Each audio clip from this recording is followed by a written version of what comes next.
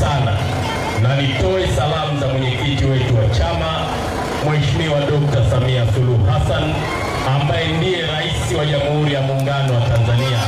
Naomba mumpigie makofi mengi. CCM oyee! Mheshimiwa Rais na mwenyekiti wetu anajua niko hapa na anajua nimeanza ziara ndani ya mkoa huu wa Singida na anatambua tutafanya kazi hizo nilizozitaja. Amenipa maneno yafuatayo, niwaambie kwamba anawashukuru kwa kumpa kura za kishindo mkoa wa Singida.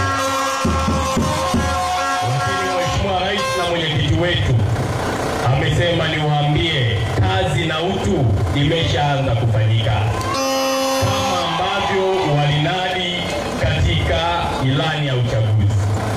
Lakini jambo la tatu ambalo mwenyekiti amesema niwasisitize, tudumishe umoja, upendo na mshikamano, tulinde amani ya taifa letu na tuzidi kukijenga chama chetu cha Mapinduzi. Na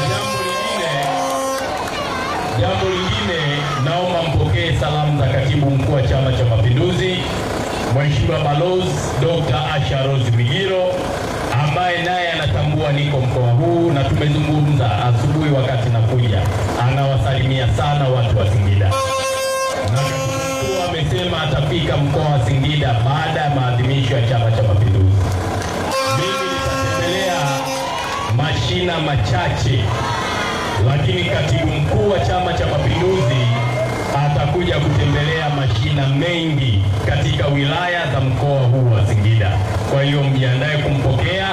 Baada ya maadhimisho ya Chama cha Mapinduzi atafika kuzungumza na mabalozi na viongozi wa mashina ili muweze kupokea maelekezo na yale ambayo anapenda kuyasikia kutoka kwenu. CCM oyee!